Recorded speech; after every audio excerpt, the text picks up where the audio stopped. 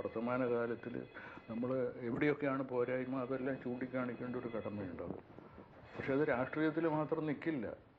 ഞാനിപ്പോൾ ലൈബർഹാൻ റിപ്പോർട്ട് വന്നു, ഇവരാരെങ്കിലും ലൈബർഹാൻ റിപ്പോർട്ടിൽ മൈനോറിറ്റീസിന് വരുന്നത് പറഞ്ഞു? ഞാൻ എഴുതിയല്ലോ അത്. ഈ ലൈബർഹാൻ എന്ന് പറഞ്ഞാൽ ഈ ഇന്നസെൻറ്റിന് മനസ്സിലാവുന്നില്ല എന്താ സംഗതി. അയാളെ എന്നെ തിരുത്തുന്നു. എന്താ പറയുക ഇതിനെ പറ്റിയൊക്കെ. വിമർശനം വിമർശനം ഇഷ്ടപ്പെടുന്നില്ല അല്ലേ പലരും? അതാണ്, വിമർശനം ഇഷ്ടപ്പെടുന്ന മറ്റൊരാളിനോടുള്ള വിമർശനമാണ്, അവനവനോട് പാടില്ല.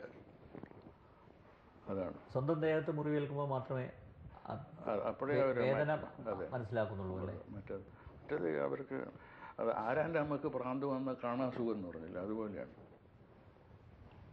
അവരുടെ ഭ്രാന്ത് ചൂണ്ടിക്കാണിക്കുമ്പോൾ പെശക്. ഞാൻ ഇത്രയല്ല അനുകൂലം പറഞ്ഞില്ലേ, നിങ്ങൾക്കിപ്പോൾ എന്നെ അറിയാമല്ലോ. ഞാനിപ്പോൾ ഒരു യൂണിവേഴ്സിറ്റിയിൽ വൈസ് ചാൻസലർ, ആരുടെ ഇതുകൊണ്ടല്ലോ എനിക്ക് ഒരു വൈസ് ചാൻസലർ ആകാൻ പാടില്ലെങ്കിൽ ഈ രാജ്യത്ത് ആർക്കും ആകാൻ പാടുള്ളൂ.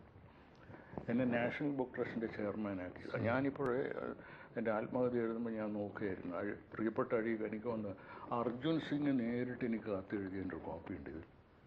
ഇത് അന്നത്തെ എന്താ HRD മിനിസ്റ്റർ, നമ്മുടെ സാംസ്കാരിക മാനവ വിഭവശേഷി നേരിട്ട് താങ്കളെ പോലെയുള്ളൊരു വലിയ എഴുത്തുകാരൻ ഇതിൽ നിൽക്കേണ്ടതാണ് എന്ന് പറഞ്ഞിട്ട് കേന്ദ്ര സാഹിത്യ അക്കാദമിയുടെ ചെയർമാൻഷിപ്പ് വന്നപ്പോൾ ഞാൻ മത്സരിക്കാൻ നിന്നു. അനന്തമൂർത്തി എനിക്ക് കത്തെഴുതി. സാറ് ഫോണിൽ വിളിച്ചു, സാറ് ഒഴിഞ്ഞാൽ എനിക്കൊരു ചാൻസായിരുന്നു. ഞാൻ ഒഴിഞ്ഞു. ഞാനിപ്പം നോക്കുമ്പോൾ അനന്തമൂർത്തിയുടെ കത്തുണ്ട്, ഞാൻ ഒഴിഞ്ഞതിൽ താങ്ക്സ് പറഞ്ഞ്. മറിച്ച് ഞാനായിരുന്നു ഒഴിയേണ്ടത്, പക്ഷെ അഴീക്കോട് ഒഴിഞ്ഞത് എനിക്ക്. ഈ കത്ത് ഇപ്പം ഞാൻ നോക്കിയതാണ്, ഇംഗ്ലീഷിലുള്ള കത്ത് അതിലുണ്ട്. ഞാൻ ഒരു സംഗതി എനിക്ക് ഇവിടെ ജനതാദളുള്ള കാലത്ത് ഗവർണർഷിപ്പ് എനിക്ക് കിട്ടാവുന്നത്. ഇവിടെ നമ്മുടെ VP സിംഗ് ഇവിടെ വന്ന സമയത്ത് ഉണ്ണികൃഷ്ണൻ ഓഫർ വെച്ചിരുന്നോ? ഉണ്ണികൃഷ്ണൻ VP ഇവിടെ കലക്ടർ VP സിംഗിനെ കാണണം എന്ന് പറഞ്ഞ എൻഗേജ്മെൻറ്റ് ഫിക്സ് ചെയ്ത്. ഞാനന്ന് എന്ത് ചെയ്തു എന്ന് വെച്ചാൽ പാലക്കാട്ട് നവഭാരത വേദിയുടെ ഒരു യോഗമുണ്ട്, ഞാൻ അങ്ങോട്ട് പോയില്ല. അപ്പോൾ ഉണ്ണികൃഷ്ണൻ പിന്നെ അത് പറഞ്ഞു. ഉണ്ണികൃഷ്ണനോട് ചോദിച്ചാറില്ല. എനിക്ക് ഇപ്പോഴുള്ള ഇത് ഇപ്പം ഈ മോഹൻലാലിനൊക്കെ എതിർക്കുന്നില്ലേ, ആ മഹത്വം. ബാക്കി ഈ വിവാദങ്ങൾ കൊണ്ട് എന്താ നേടി അവസാനം നോക്കുമ്പോൾ? ഈ വിവാദങ്ങൾ കൊണ്ട് എന്താ നേടി? അല്ലെ കുറെ നഷ്ടപ്പെട്ടു എന്നല്ലേ താങ്കളുടെ ഊർജവും സമയവും? വിവാദം കൊണ്ട് ഒരു അസത്യത്തിൻ്റെ മുഖം മൂടി വലിച്ചെറിഞ്ഞില്ലേ വലിയ എത്രയാളത് പറഞ്ഞു.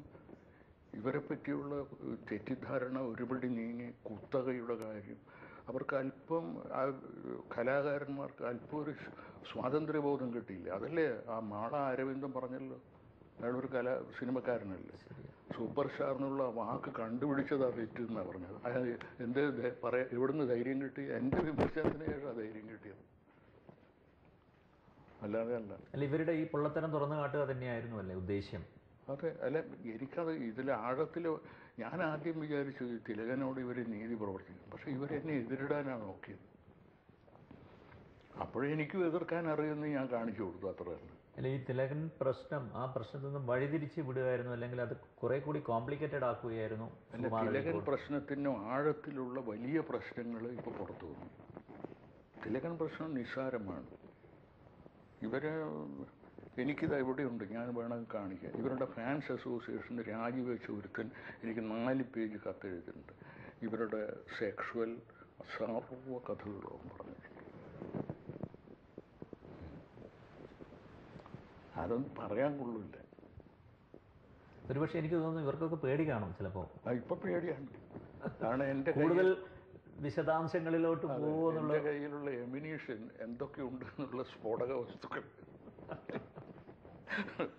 എന്തായാലും ഒരുപടി ആൾ ഫോൺ ചെയ്യുന്നു വിവരം പറഞ്ഞിട്ട്. അങ്ങനെയാണ് ഞാൻ ഈ പ്യാരിലാൽ, ഇയാൾക്കൊരു ചേട്ടനോടൊന്നും എനിക്കറിയില്ല. സെക്രട്ടേറിയറ്റിലെ ഒരു ഓഫീസർ എന്നെ ഫോൺ ചെയ്തു, സാർ ഇദ്ദേഹത്തിന് പ്യാരിലാൽ എന്നൊരു ചേട്ടനുണ്ട്, മരിച്ചപ്പോൾ ഭാര്യയ്ക്കും കുട്ടികൾക്കും വേണ്ട സ്വത്ത് ഇയാൾ പഞ്ചായത്ത് ഓഫീസിൽ ശ്രമിച്ച് നടന്നില്ല, താലൂക്ക് ഓഫീസിൽ നിന്ന് നടത്തി. ഞാൻ അയാൾ വെരിഫൈ ചെയ്തോ മാഷ? ഇല്ല, എനിക്ക് വെരിഫൈ ചെയ്യാൻ അപ്പോൾ ഞാനത് പറഞ്ഞല്ലോ. ഇതെനിക്കിങ്ങനെ പറഞ്ഞ് ഞാൻ സ്വയം പരിശോധിച്ചിട്ടില്ല. തെറ്റാണെങ്കിൽ ഞാനതിന് മാപ്പ് പറയും. പക്ഷേ വളരെ ഉത്തരവാദപ്പെട്ടൊരു ഉദ്യോഗസ്ഥനാണ്. അയാൾ എനിക്ക് ആ ഡീറ്റെയിൽസ് മുഴുവൻ തപ്പാലിൽ അയക്കുന്നുണ്ട്. ചിലപ്പോൾ ഇന്ന് കിട്ടും. ഇതൊക്കെ വോളണ്ടറി സപ്പോർട്ടാണിത് അവരിൽ നിന്ന് വരുന്നത്.